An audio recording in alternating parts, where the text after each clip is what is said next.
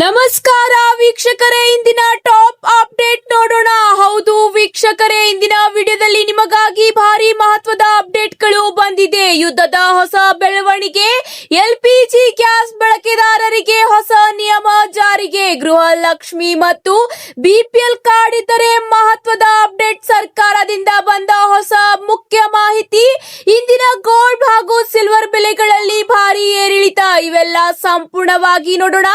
ತಪ್ಪದೆ ಈ ಒಂದು ವಿಡಿಯೋನ ಪೂರ್ತಿಯಾಗಿ ನೋಡಿ. ಈ ಒಂದು ಮಾಹಿತಿ ಇಷ್ಟವಾದಲ್ಲಿ ಲೈಕ್ ಮತ್ತು ಶೇರ್ ಮಾಡಿಕೊಳ್ಳಿ. ಹಾಗಾದ್ರೆ ಬನ್ನಿ ವೀಕ್ಷಕರೇ, ಮೊದಲನೆಯ ಟಾಪ್ ಬ್ರೇಕಿಂಗ್ ಸುದ್ದಿ ಏನೆಂದು ನೋಡೋಣ. ಹಾರ್ಮುಜ್ ಜಲಸಂಧಿಯಲ್ಲಿ ಇರಾನ್ ನೌಕಾಪಡೆ ಬರೋಬ್ಬರಿ 14 ಭಾರತೀಯ ಹಡಗುಗಳ ಮೇಲೆ ಗುಂಡು ಹಾರಿಸಿದ್ದು, ಈ ಪೈಕಿ ಒಂದು ಹಡಗಿಗೆ ಹಾನಿಯಾಗಿದೆ ಎಂದು ಮೂಲಗಳು ತಿಳಿಸಿದೆ. ಹೌದು ವೀಕ್ಷಕರೇ, ಹಾರ್ಮುಜ್ ಜಲಸಂಧಿಯಲ್ಲಿ ಭಾರತಕ್ಕೆ ಹೋಗುತ್ತಿದ್ದ ಹಡಗುಗಳ ಮೇಲೆ ಇರಾನಿನ ಕ್ರಾಂತಿಕಾರಿ ಗಾರ್ಡ್ಸ್ ಕ್ರಾಪ್ ಗುಂಡು ಹಾರಿಸುತ್ತಿದ್ದಂತೆ ಉದ್ವಿಗ್ನತೆ ಹೆಚ್ಚಾಯಿತು. ಹೌದು, ಇದು ತೈಲ ಮತ್ತು ಅನಿಲ ಸರಬರಾಜು ಅಡ್ಡಿಪಡಿಸಿತು ಮತ್ತು ಹಲವು ಕಡೆ ಭದ್ರತೆ ಬಗ್ಗೆ ಕಳವಳವನ್ನು ಹುಟ್ಟು ಹಾಕಿದೆ. ಹೌದು, ಕಚ್ಚಾ ತೈಲ ಮತ್ತು ಅನಿಲವನ್ನು ಸಾಗಿಸುತ್ತಿದ್ದ ಭಾರತಕ್ಕೆ ಹೋಗುತ್ತಿದ್ದ 14 ಹಡಗುಗಳ ಬೆಂಗಾವಲು ಪಡೆಯಲು ಇರಾನಿನ ಕ್ರಾಂತಿಕಾರಿ ಗಾರ್ಡ್ಸ್ ಕ್ರಾಪ್ ಹಾರ್ಮುಜ್ ಜಲಸಂಧಿಯನ್ನು ಸಾಗಿಸುತ್ತಿದ್ದಾಗ ಅವುಗಳಿಗೆ 2 ಹಡಗುಗಳ ಮೇಲೆ ಗುಂಡು ಹಾರಿಸುವ ಮೂಲಕ ತಡೆದಿದೆ. ಇದರಿಂದಾಗಿ 13 ಹಡಗುಗಳು ಪರ್ಷಿಯನ್ ಕೊಲ್ಲಿಯ ವಿವಿಧ ಸ್ಥಳಗಳಿಗೆ ಹಿಂತಿರುಗಿದವು ಎಂದು ಅಧಿಕೃತ ಮೂಲಗಳು ತಿಳಿಸಿದೆ. ಇದರಿಂದಾಗಿ ಭಾರತ ಆಕ್ರೋಶವನ್ನು ಕೂಡ ವ್ಯಕ್ತಪಡಿಸಿದೆ. ಇದರ ಜೊತೆಗೆ ಮುಂದಿನ ಒಂದು ಟಾಪ್ ಅಪ್ಡೇಟ್ ಏನೆಂದರೆ, ರಾಜಕೀಯ ಬೆಳವಣಿಗೆಗಳಲ್ಲಿ ಮುಖ್ಯಮಂತ್ರಿ ಸಿದ್ದರಾಮಯ್ಯ ಹುದ್ದೆ ತ್ಯಾಗಕ್ಕೆ ಮಾನಸಿಕವಾಗಿ ಸಿದ್ಧರಾಗಿದ್ದು, ಪಂಚರಾಜ್ಯಗಳ ವಿಧಾನಸಭಾ ಚುನಾವಣೆ ಫಲಿತಾಂಶದ ಬಳಿಕವೇ ಡಿಕೆ ಶಿವಕುಮಾರ್ ಅವರಿಗೆ ಅಧಿಕಾರ ಬಿಟ್ಟುಕೊಡಲಿದ್ದಾರೆ ಎಂದು ಉನ್ನತ ಮೂಲಗಳು ತಿಳಿಸುತ್ತಿವೆ.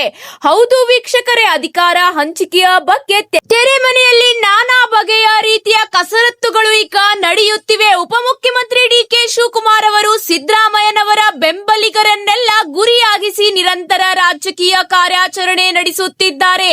ಹೌದು, ಇಲ್ಲಿವರೆಗೆ ಸಿದ್ದರಾಮಯ್ಯ ಅವರು ತಮ್ಮನ್ನು ನಂಬಿದ್ದ ಹಿಂಬಾಲಕರನ್ನು ಕೈ ಬಿಡುವುದಿಲ್ಲ ಎಂಬ ಮೂಲಭೂತ ನಂಬಿಕೆಗೆ ಧಕ್ಕೆಯಾಗುವಂತಹ ಪರಿಸ್ಥಿತಿ ಕೂಡ ಈಗ ನಿರ್ಮಾಣ ಕೂಡ ಆಗಿದೆ. ಅತ್ಯಾಪ ಬಣದಲ್ಲಿದ್ದ ಕೆಎನ್ ರಾಜಣ್ಣ ಅವರೇ ಸಿದ್ದರಾಮಯ್ಯ ಅವರ ಈ ಬದಲಾವಣೆ ತಮ್ಮ ಮನಸ್ಸಿಗೆ ನೋವುಂಟು ಮಾಡಿದೆ ಎಂದು ಕೂಡ ಹೇಳಿದ್ದಾರೆ. ಪ್ರಸ್ತುತ ಪರಿಸ್ಥಿತಿಯಲ್ಲಿ ಸಿದ್ದರಾಮಯ್ಯ ಅವರ ಪರವಾಗಿ ಮಾತನಾಡುತ್ತಿದ್ದವರು ಮೌನಕ್ಕೆ ಶರಣಾಗುವಂತ ಅಘೋಷಿತ ಭಯದ ಪರಿಸ್ಥಿತಿ ಈಗ ನಿರ್ಮಾಣವಾಗಿದೆ. ಮುಖ್ಯಮಂತ್ರಿ ಸಿದ್ದರಾಮಯ್ಯ ಅವರು ಕೂಡ ಯಾವ ಪ್ರತಿಕ್ರಿಯೆಗಳನ್ನು ನೀಡದೆ ಮೌನಕ್ಕೆ ಶರಣಾಗಿದ್ದಾರೆ. ಈಗ ಮೂಲಗಳ ಪ್ರಕಾರ ತಮಿಳುನಾಡು, ಕೇರಳ, ಅಸ್ಸಾಂ, ಪಶ್ಚಿಮ ಬಂಗಾಳ, ಪುದುಚೇರಿ ವಿಧಾನಸಭೆಗಳ ಚುನಾವಣಾ ಫಲಿತಾಂಶದ ಬಳಿಕ ಕರ್ನಾಟಕದ ರಾಜಕಾರಣ ಕುರಿತು ಗಮನ ಹರಿಸುವುದಾಗಿ ವರಿಷ್ಠರು ಭರವಸೆ ಕೂಡ ನೀಡಿದ್ದಾರೆ. ಇದರ ಜೊತೆಗೆ ಎಲ್ಪಿಜಿ ಗ್ಯಾಸ್ ದಾರರಿಗೆ ಇದೀಗ ಬಂದಿರುವ ಹೊಸ ಅಪ್ಡೇಟ್ ಬಗ್ಗೆ ಮಾಹಿತಿ ನೋಡೋಣ. ಬನ್ನಿ ವೀಕ್ಷಕರೇ, ಯುದ್ಧದಿಂದ ಉಂಟಾಗುವ ಅನಿಲ ಬಿಕ್ಕಟ್ಟಿನ ನಡುವೆಯೂ ಸರ್ಕಾರವು ಅನೇಕ ಜಾಗರೂಕರ ಕ್ರಮಗಳನ್ನು ಕೈಗೊಳ್ಳುತ್ತಿದೆ. ಸಿಲಿಂಡರ್ ಸಂಬಂಧಿಸಿದ ಅಕ್ರಮಗಳನ್ನು ತಡೆಗಟ್ಟಲು ಸರ್ಕಾರ ಹೊಸ ನಿಯಮವೊಂದನ್ನು ಸಿಲಿಂಡರ್ ಡೆಲಿವರಿಗೆ ರೂಪಿಸಿದೆ. ಹೌದು, ಪಶ್ಚಿಮ ಏಷ್ಯಾದಲ್ಲಿ ನಡೆಯುತ್ತಿರುವ ಬಿಕ್ಕಟ್ಟಿನಿಂದಾಗಿ ಇಂಧನ ಪೂರೈಕೆಯಲ್ಲಿ ಅಡಚಣೆಗಳಿದ್ದರೂ ಕೂಡ ಎಲ್ಲರಿಗೂ ಸರಿಯಾಗಿ ಸಮಯಕ್ಕೆ ಸಿಲಿಂಡರ್ಗಳನ್ನು ಈಗ ಡೆಲಿವರಿ ಮಾಡಲಾಗುತ್ತಿದೆ. ಹೌದು, ಗ್ಯಾಸ್ ಸಿಲಿಂಡರ್ಗಳ ವಿತರಕರಿಗೆ ಈಗ ಒಟಿಪಿ ಅಗತ್ಯವಾಗಿದೆ. ಗ್ಯಾಸ್ ಸಿಲಿಂಡರ್ಗಳ ವಿತರಣೆಯಲ್ಲಿ ಅಕ್ರಮವನ್ನು ತಡೆಗಟ್ಟುವ ಉದ್ದೇಶದಿಂದ ಒಟಿಪಿ ಆಧಾರಿತ ವಿತರಣಾ ವ್ಯವಸ್ಥೆಯನ್ನು ಜಾರಿ ತರಲಾಗುತ್ತಿದೆ ಎಂದು ಪೆಟ್ರೋಲಿಯಂ ಮತ್ತು ನೈಸರ್ಗಿಕ ಅನಿಲ ಸಚಿವಾಲಯದ ಜಂಟಿ ಕಾರ್ಯದರ್ಶಿ ಅವರು ತಿಳಿಸಿದ್ದಾರೆ. ಹೌದು, ಒಟಿಪಿ ಇದ್ದರೆ ಮಾತ್ರ ನಿಮಗೆ ಸಿಲಿಂಡರ್ ಸಿಗಲಿದೆ. ಇದೇ ಅಷ್ಟೇ ಅಲ್ಲದೆ ಮುಂದಿನ ಸಿಲಿಂಡರ್ ಅನ್ನು ಎಷ್ಟು ದಿನಗಳ ನಂತರ ನೀವು ಬುಕ್ ಮಾಡಬಹುದು ಎಂಬ ಮಾಹಿತಿಯನ್ನು ಕೂಡ ಈಗ ಸ್ಪಷ್ಟಪಡಿಸಿದ್ದಾರೆ. ಹೌದು ವೀಕ್ಷಕರೇ, ಹೊಸ ನಿಯಮದ ಪ್ರಕಾರ ನಗರ ಪ್ರದೇಶದ ನಿವಾಸಿಗಳು 25 ದಿನಗಳ ನಂತರ ತಮ್ಮ ಮುಂದಿನ ಸಿಲಿಂಡರ್ ಅನ್ನು ಬುಕ್ ಮಾಡಬಹುದು. ಆದರೆ ಗ್ರಾಮೀಣ ಪ್ರದೇಶದವರು 45 ದಿನಗಳ ನಂತರ ಬುಕ್ ಮಾಡಬಹುದಾಗಿದೆ ಎಂಬ ಮಾಹಿತಿಯನ್ನು ಈಗ ಸರ್ಕಾರ ಸ್ಪಷ್ಟಿಸಿದೆ. ಇದರ ಜೊತೆಗೆ ಈಗ ಬಿಪಿಎಲ್ ಕಾರ್ಡ್ ಹೊಂದಿದವರಿಗೆ ಮಹತ್ವದ ಅಪ್ಡೇಟ್ ಬಂದಿದೆ. ಹೌದು ವೀಕ್ಷಕರೇ, ಪಡಿತರ ಚೀಟಿಗಳನ್ನು ನೀಡುವ ಉದ್ದೇಶಕ್ಕೆ ಕರ್ನಾಟಕ ಸರ್ಕಾರವು ಆದ್ಯತಾ ಕುಟುಂಬಗಳ ವಾರ್ಷಿಕ ಆದಾಯ ಮಿತಿಯನ್ನು 3 ಲಕ್ಷ ರೂಪಾಯಿಗಳಿಗೆ ಹೆಚ್ಚಿಸುವ ನಿರೀಕ್ಷೆ ಇದೆ.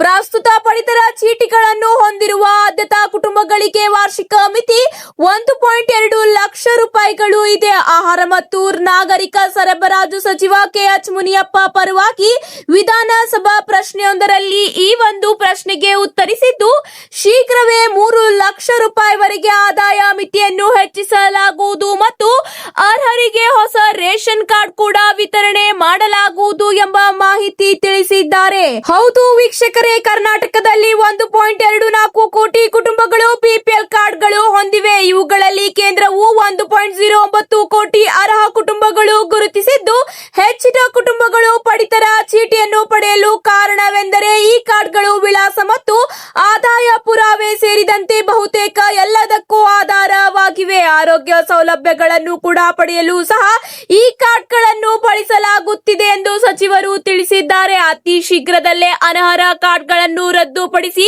ಶೀಘ್ರವೇ ಹೊಸ ಕಾರ್ಡ್ಗಳಿಗೆ ಅರ್ಜಿ ಆಹ್ವಾನ ಮಾಡಲಾಗುವುದು ಎಂಬ ಮಾಹಿತಿ ಈಗ ತಿಳಿದು ಬಂದಿದೆ. ಇದರ ಜೊತೆಗೆ ಮುಂದಿನ ಒಂದು ಅಪ್ಡೇಟ್ ಏನೆಂದು ನೋಡೋಣ ಬನ್ನಿ ವೀಕ್ಷಕರೇ.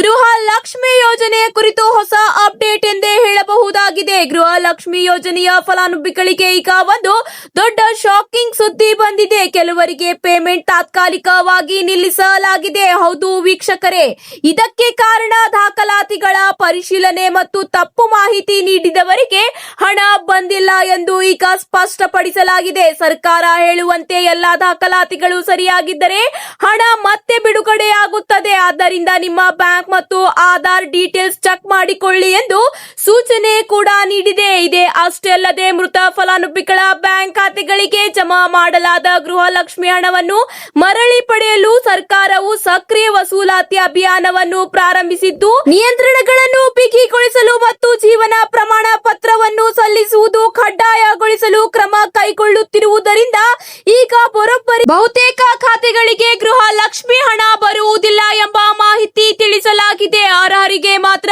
ಗೃಹ ಲಕ್ಷ್ಮಿ ಯೋಜನೆಯ 29ನೇ ಕಂತಿನ ಹಣ ವರ್ಗಾವಣೆಯಾಗುತ್ತಿದೆ ಎಂಬ ಮಾಹಿತಿಯನ್ನು ಈಗ ಸರ್ಕಾರ ತಿಳಿಸಿದೆ. ಇದರ ಜೊತೆಗೆ ಮುಂದಿನ ಒಂದು ಟಾಪ್ ಬ್ರೇಕಿಂಗ್ ಸುದ್ದಿ ಏನೆಂದು ನೋಡೋಣ ಬನ್ನಿ ವೀಕ್ಷಕರೇ. ಪಶ್ಚಿಮ ಏಷ್ಯಾ ರಾಷ್ಟ್ರಗಳ ನಡುವೆ ಹೆಚ್ಚುತ್ತಿರುವ ಯುದ್ಧದ ಭೀತಿ ಮತ್ತು ಉದ್ವಿಗ್ನ ಪರಿಸ್ಥಿತಿಯ ಹಿನ್ನೆಲೆಯಲ್ಲಿ ಪ್ರಧಾನಿ ನರೇಂದ್ರ ಮೋದಿ ಅವರು ಇಂದು ಉನ್ನತ ಮಟ್ಟದ ಭದ್ರತಾ ಸಮಿತಿಯ ಸಭೆಯನ್ನು ನಡೆಸಲಿದ್ದಾರೆ. ಹೌದು, ದೆಹಲಿಯಲ್ಲಿ ನಡೆಯಲಿರುವ ಈ ಮಹತ್ವದ ಸಭೆಯಲ್ಲಿ ದೇಶದ ರಕ್ಷಣೆ ಮತ್ತು ಆರ್ಥಿಕ ಹಿತಾಸ್ಥಿತಿಗಳನ್ನು ಕಾಪಾಡುವ ಕುರಿತು ಗಂಭೀರ ಚರ್ಚೆಗಳು ನಡೆಯಲಿದೆ. ಕಳೆದ ಮಾರ್ಚ್ ತಿಂಗಳಿಂದ ಈವರೆಗೆ ಪಶ್ಚಿಮ ಏಷ್ಯಾದ ವಿದ್ಯುನ್ಮಾನ ಕುರಿತು ಪ್ರಧಾನಿಯವರು ನಡೆಸುತ್ತಿರುವ 3ನೇ ಸಭೆ ಇದಾಗಿದೆ. ಪ್ರಾದೇಶಿಕ ಸಂಘರ್ಷದಿಂದಾಗಿ ಭಾರತಕ್ಕೆ ಆಗಬಹುದಾದ ಪರಿಣಾಮಗಳನ್ನು ಎದುರಿಸಲು ಸರ್ಕಾರ ಎಷ್ಟು ಸಿದ್ಧವಾಗಿದೆ ಎಂಬುದನ್ನು ಈ ವೇಳೆ ಪರಿಶೀಲಿಸಲಾಗುತ್ತದೆ ಎಂಬ ಮಾಹಿತಿ ತಿಳಿದು ಬಂದಿದೆ. ಇದರ ಜೊತೆಗೆ ಮುಂದಿನ ಒಂದು ಟಾಪ್ ಅಪ್ಡೇಟ್ ಏನೆಂದು ನೋಡೋಣ ಬನ್ನಿ ವೀಕ್ಷಕರೇ. ದಿನದಿಂದ ದಿನಕ್ಕೆ ಗಗನಕ್ಕೆ ಏರುತ್ತಿರುವ ಚಿನ್ನದ ಬೆಲೆಯು ನಡುವೆ ಆಭರಣದ ಪ್ರಿಯರ ಅಕ್ಷಯ ತೃತೀಯ ಸಂಭ್ರಮಕ್ಕೇನು ಬ್ರೇಕ್ ಬಿದ್ದಿಲ್ಲ. 10 ಗ್ರಾಂ ಚಿನ್ನದ ಬೆಲೆ ಬರೋಬ್ಬರಿ 1.50 ಲಕ್ಷ ಗಡಿ ದಾಟಿದ್ದರೂ ಶುಭ ದಿನದಂದು ಸ್ವಲ್ಪವಾದರೂ ಚಿನ್ನ ಖರೀದಿಸಲೇಬೇಕೆನ್ನುವ ನಂಬಿಕೆ ಮಹಿಳೆಯರ ಉತ್ಸವ ಇಮ್ಮಡಿಗೊಳಿಸಿದೆ. ಹೌದು, ವಿಶ್ವದ 2ನೇ ಅತಿ ದೊಡ್ಡ ಚಿನ್ನದ ಗ್ರಾಹಕ ದೇಶವಾದ ಭಾರತದಲ್ಲಿ ಅಕ್ಷಯ ತೃತೀಯದಂದು ಚಿನ್ನದ ಬೇಡಿಕೆ ಗಗನಕ್ಕೇರುವುದು ವಾಡಿಕೆ. ಈ ಬಾರಿ ಹಬ್ಬದ ಸಂಭ್ರಮಕ್ಕೆ ಬೆಲೆಯ ಬಿಸಿ ತಟ್ಟಿದ್ದರೂ ಚಿಲ್ಲರೆ ವ್ಯಾಪಾರದಲ್ಲಿ ಭರ್ಜರಿ ಬೇಡಿಕೆ ನಿರೀಕ್ಷಿಸಲಾಗಿದೆ. ಹೌದು ವೀಕ್ಷಕರೇ, 24 ಕ್ಯಾರೆಟ್ ಚಿನ್ನದ ಪ್ರತಿ ಗ್ರಾಂಗೆ 15,578 ರೂಪಾಯಿ ಆಗಿದೆ. 22 ಕ್ಯಾರೆಟ್ 10 ಗ್ರಾಂ ಚಿನ್ನಕ್ಕೆ 1,42,800 ರಿಂದ 1,50,000 ರೂಪಾಯಿವರೆಗೆ ಆಗಿದೆ. 18 ಕ್ಯಾರೆಟ್ ಚಿನ್ನ 10 ಗ್ರಾಂಗೆ 1,16,840 ರೂಪಾಯಿ ಆಗಿದೆ.